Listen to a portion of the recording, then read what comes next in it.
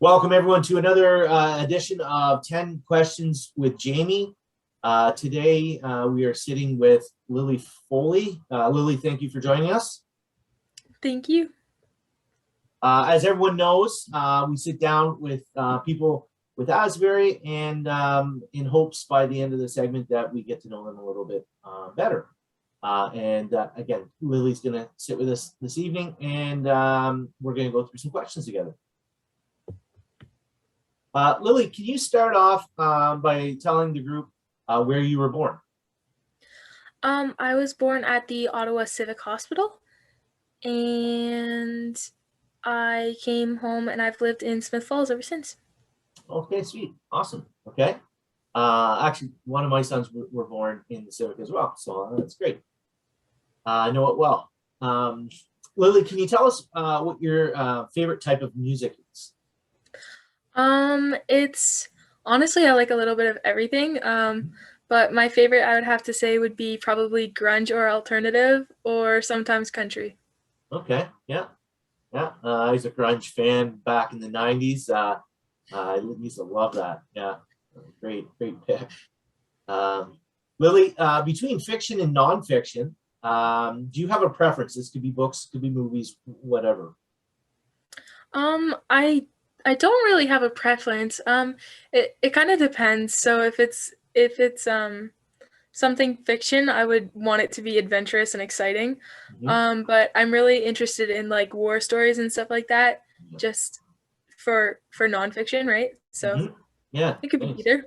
I've when people answer that question, you have the viewers have probably heard this 100 times. I'm a huge history buff, and I love learning about history, our history, human nature, and um, any movies that have some sort of history to it. I really enjoy them. Good pick. Lilly, when you were a small child, was there something that you wanted to do when you got older? Yes, I wanted to be a ballerina. I remember at my kindergarten graduation, I had the little ballot or whatever, and it was I wanted to be a ballerina. That was my dream. Nice, nice. All right, that's good. Um, thanks for sharing that with us, Lilly. If you could choose to do anything for a day, Lilly, what would it be? What would it be that you'd want to do for them? I would probably want to go with my little brothers, and I would want to probably go on a trip on like the four-wheelers or dirt bikes, and then just I don't know, just go for a ride and then stop at a park or something like that. Just kind of chill. Take the day in. Outdoors, can't go wrong with that. Spending the day outdoors and cross country, and I can totally get why that would be something that we'd want to do. Awesome, especially on four wheelers too. I get a little need for speed, Yeah. right? Nice. um, Now, Lilly, moving into more biblical side of things, would you happen to have a favorite Bible verse? So I actually have two. Okay. So the first one is Isaiah 4:10, Okay. and that is so do not fear, for I am with you. Mm-hmm. Do not be dismayed, for I am your God. I will strengthen you and help you. I will uphold you with my righteous right hand. Mm-hmm. And then there's Philippians 4:13, and Mm-hmm. that's I can do all things through him who give me strength. Nice. Two great messages, great verses, very encouraging verses. Excellent choice. I can see why it'd be tough to pick one out of the two. Get that for sure. Yeah, they're both they're very personal and encouraging, you know. So it's like if something's bothering me, it's like, you know what? I just gotta trust God, you know. Yeah, yeah. You know where to turn for that encouragement. Good for you. Good for you. Nice. Excellent choices again. Um, Lilly, excuse me. Lilly, what or who had the biggest impact on you in your Christian journey? My mom and my old teacher, Miss Bryden. Okay. Because, well, as you know, my mom's in the church and she's kind of helped guide me. And if I have questions, she answers them and she kind of gives me a deeper understanding. And then, yeah, my old teacher too, the same way. And she would really find ways to help connect. It was like in religion class, it wasn't just her preaching to you, like she would connect with you. Yeah. So I found those were the two biggest influences for sure. Oh, excellent. That's great. Great to have that support at home for sure, and again at school too.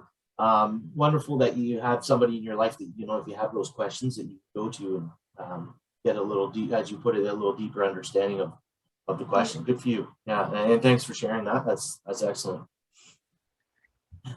Lily, other than Jesus from the Bible, who would you want to spend a day with? I would want to spend the day with Joseph.